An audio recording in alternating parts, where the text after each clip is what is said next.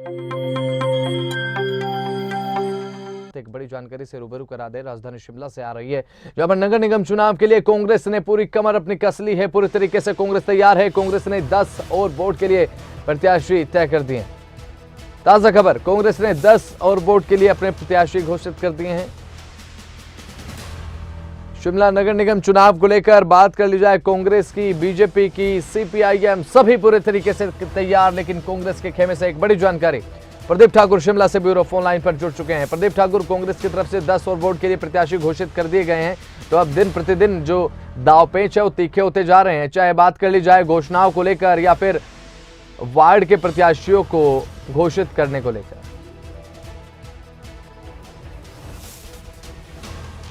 जो चुनाव होने हैं उसके लिए अभी नॉमिनेशन का प्रोसेस चला है। हालांकि एक दिन जो है 13 तारीख थी, उस दिन नॉमिनेशन हुआ और अब आज नॉमिनेशन है और कल अंतिम दिन नॉमिनेशन का है। लेकिन अभी भी कह सकते हैं कि दोनों जो बड़े राजनीतिक दल है, कांग्रेस और बीजेपी, उनकी तरफ से सभी 34 वार्ड के लिए अभी तक कैंडिडेट जो है वो घोषित नहीं हुए हैं और बारी बारी करके लिस्ट जारी हो रही है। और इसी कड़ी में हम कह सकते हैं कि पिछले कल देर रात को कांग्रेस पार्टी ने 10 और कैंडिडेट घोषित किए, तो इनको मिलाकर अब 26 कुल मिलाकर कैंडिडेट हो जाते हैं।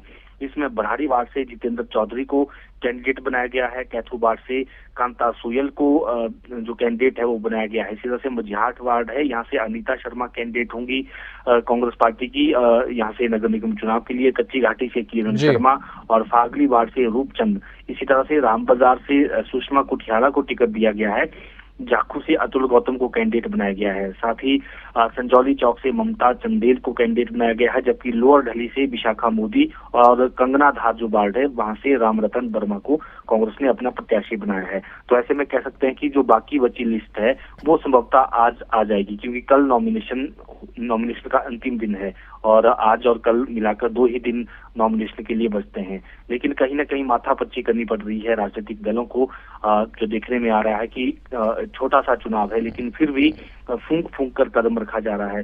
चाहे कांग्रेस की बात करें, भाजपा की बात करें, हालांकि सीपीआईएम ठीक है प्रदीप ठाकुर, ऐसा इसीलिए भी कह सकते हैं क्योंकि एक दूसरे की देखा देखी ही, उसके बाद ही और जिताऊ उम्मीदवार ही लगातार कांग्रेस की तरफ से, बीजेपी की तरफ से भी ये बयानबाजी की जाती रही कि जिताऊ उम्मीदवार को ही नगर निगम का चुनाव भले ही छोटा चुनाव है लेकिन अपनी तरफ से पूरा दम भरेंगे इस चुनाव में।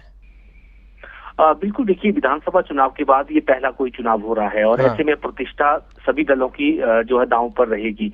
खासतौर पर जो सत्ताधारी दल कांग्रेस पार्टी है उनके लिए ज्यादा चुनौतियां हैं, क्योंकि अपना विश्वास बरकरार रखना है लोगों के बीच में।